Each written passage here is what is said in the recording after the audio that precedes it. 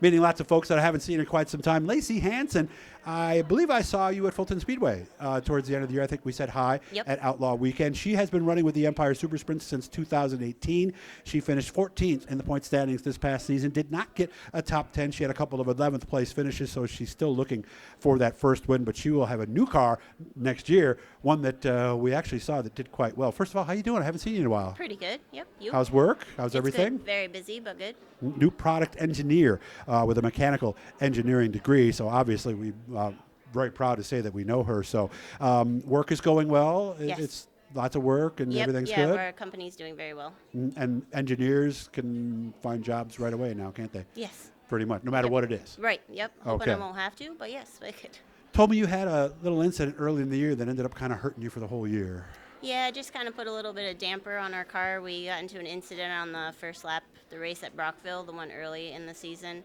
Bent the chassis up a little bit, but it was the only one we had, so we fixed it up enough to make it through the rest of the season. But we're looking forward to starting out next year with a new-to-us chassis that clearly had success when Chuck was racing it. But Yeah, that 33 that you saw Chuck Hebing driving later in the year, what was it? You bought the car from him, but he wanted to drive it still or something like that? Right, I hadn't picked it up yet, and then he called before Speed Week and was like, hey, I'd really love, I got the itch to race a little bit more. Is that going to be okay with you? I'm like, how do you say no to someone like Chuck Hebing? I'm like, of course.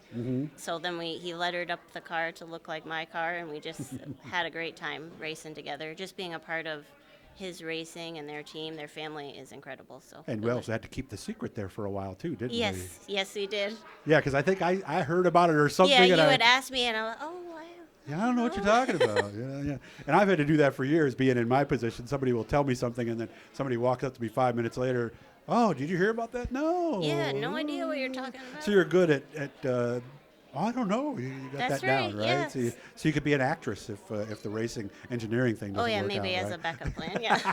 I would think the other thing that's nice is I'm sure Chuck kept some pretty good notes. So you're going to come in with a nice notebook to start the season, too, right? Yeah. Even this season when we were racing together, it was fun to be able to go over and talk to him about what the track is doing, what I was thinking my car was doing, what he saw my car actually doing. So that helps a lot. Yeah.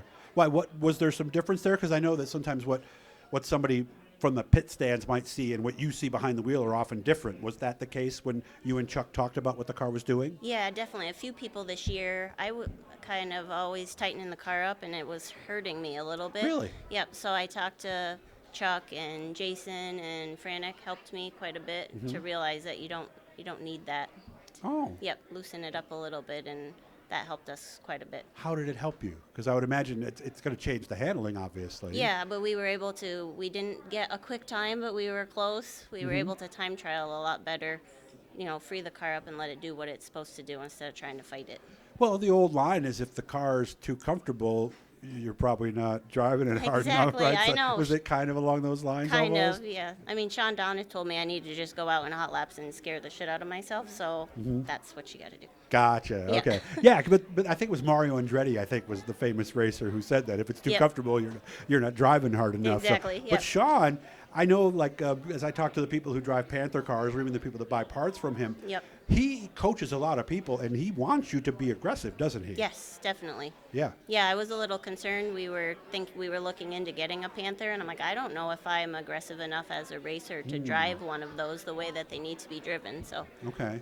But yeah, because maybe someday. I think they described it, drive it like you're mad at the car almost. I've heard people say, right? Yeah, I'm a little too happy for that. Beat you up, So is that something you feel that you need to work on? Definitely next need year? to be more aggressive, and I feel a little more comfortable pressing the issue now that we have a backup car. We didn't always have that option, so. That's a good point, because if you don't have a backup car, you're driving like especially for Speed Week, for example. You have to be a little reserved. Yep, hopefully I'll still be cautious, of course, but. I got 4 more races in 4 days here. I can't wreck this thing tonight. Right. Yeah. So, and also from talking to Sean and a lot of these other guys, these cars work better the harder you drive them. Right. Yep, they like that.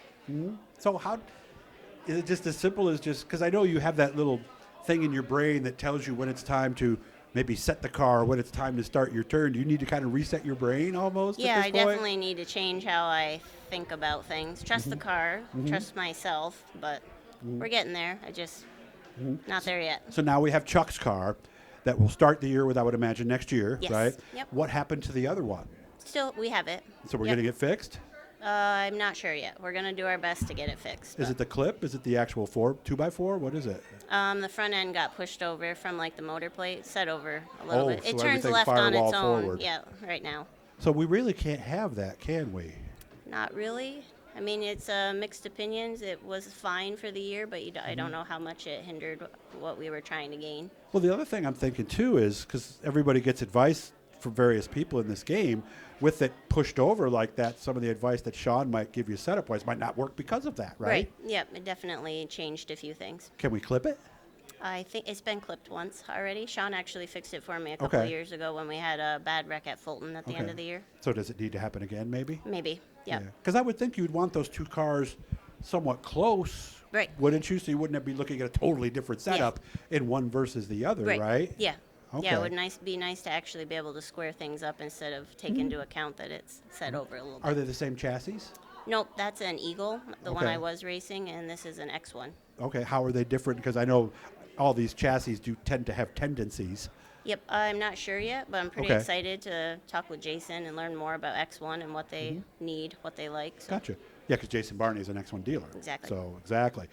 So how exciting is it to be here tonight? I mean, I was here earlier when we were talking about how an engineering degree helps you blow up balloons for this thing here. But is it fun to see everybody to get dressed up like this? Yeah. Because, I mean, we're together a lot, but we never really get to sit down and chat like we do at these things, it's right? nice. Yeah, everybody, passing, comments in passing, but to be able to just sit down and actually talk is pretty nice. Nice. And actually put a dress on. You said this is for one a of rare How many occasion. times a year do you look like this? If there's a wedding and the banquet. So counted on one hand, basically? Pretty much, yeah. Are you comfortable? Or are you more comfortable in jeans and a T-shirt? Oh, I'd much rather have my race suit on. Oh, that's when you're the most Yeah, comfortable. exactly. So you can't wear that at work, though. So No. you know. Yep. Well, what do you wear to work? Just jeans. Just casual. jeans. Yep, Okay. Casual All professional. right, so not even this for a business meeting. Oh, no, or definitely anything then not. too. So No. all right. Well, it's good to see you. You too. I'm glad things are going well. And next year we're going to get some top fives and we're going to lead some laps, right? Win Let's some hope heats, so. right? Yep. Guys, make sure to subscribe, turn on the notification. I want to say a big thanks to Vernon Downs Resorts and Casino. Josh is great. Set me up in this room here. They got me set up for some stuff later, so it's nice to be here. Lacey, good luck with everything. I'm going to share your number with our youngest daughter, and hopefully you can give her some great advice. So I appreciate you. Good to see you again. You take care. Too. Thank you. Thanks.